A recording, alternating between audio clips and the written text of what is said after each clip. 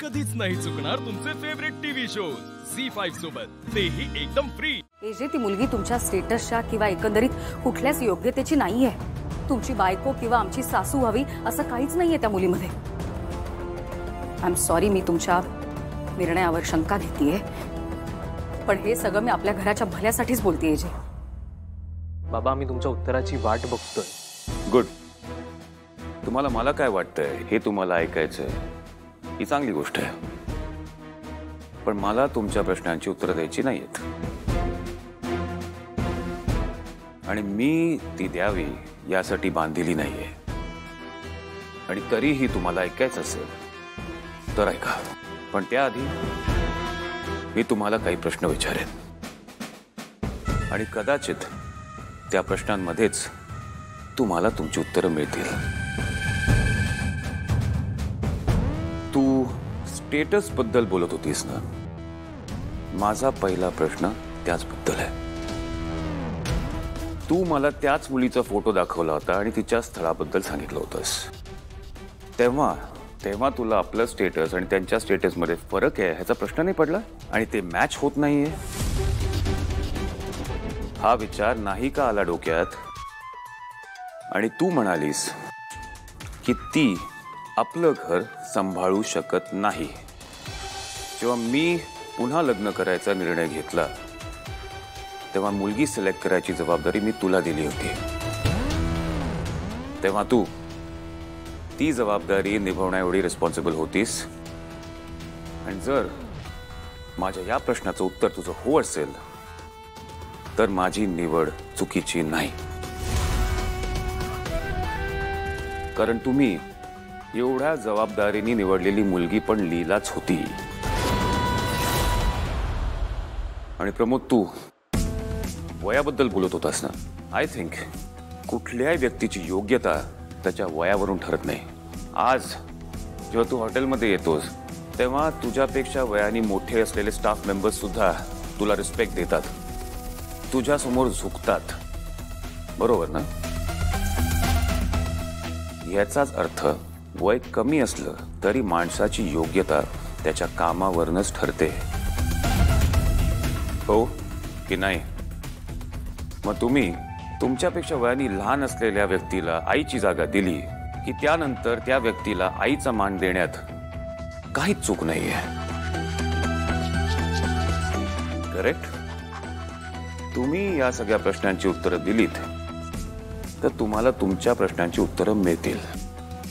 या घराच्या इब्रतीची तुमच्यापेक्षा जास्ती काळजी मला आहे आणि तरीही मी तुम्हाला तुमचं मत बदलायला सांगणार नाही, कारण की मला त्यांनी काहीच फरक पडत नाही। तुम्हाला जे काम दिलंय ते चोख झालं पाहिजे याची खात्री घ्या। Do you understand? कळलं का? येस। गुड। परफेक्ट आहे मिस्टर परफेक्ट।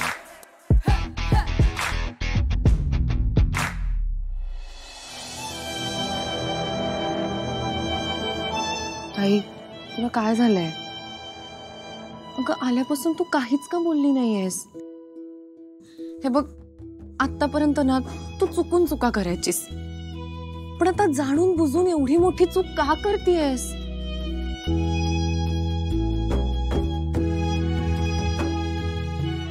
हे बघ ताई, मला एवढं तर माहितीये की तुला त्या एजे बरोबर लग्न करायचं नाहीये। काय सगळं माहिती असून सुद्धा मुद्दामून हा निर्णय घेतलायस।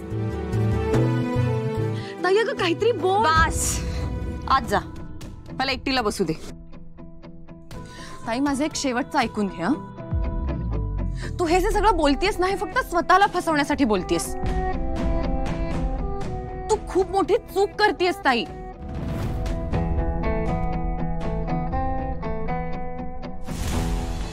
तुम्ही एजंटशी बोलून सुद्धा काही उपयोग झालेला नाहीये दुर्गा वहिनी। आता काय करायचं? तरी आपण आपले प्रयत्न सोडायचे नाहीयेत। हो, ती मुलगी खूप धांदरट आहे। तिने पार्टीमध्ये केवढ्या वस्तू पाडल्या माहितीये? माझ्याकडे व्हिडिओज आहेत, हे बघा।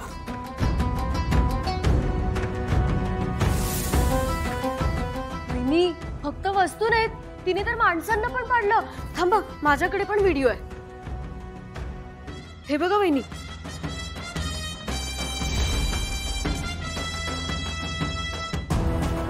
नाही, ही मुलगी जर या घरात आली तर जहागीरदारांचा डोलाराही पाडायला कमी करणार नाही. त्या मुलीला या घरात येण्यापासून थांबायलाच हवं. पण कसं?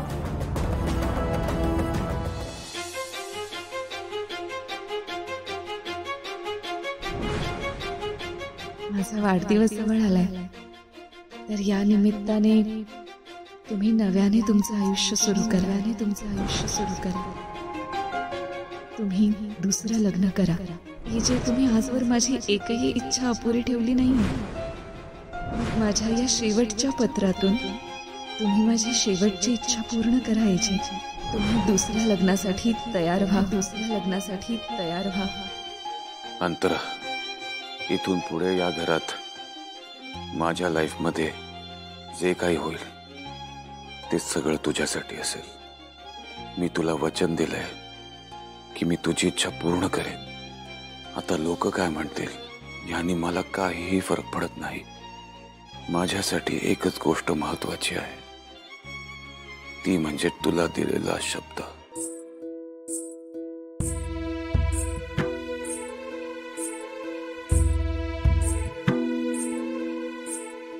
अभिराम, काय अंतराशी बोलत होतास?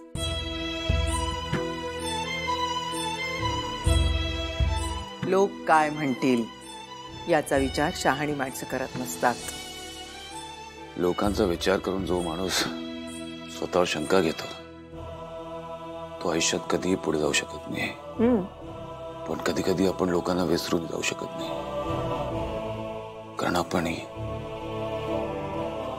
त्यांच्यातलेच एक आहोत. अभिराम, तू बस. तू बस. अरे मी बस. अरे अभि,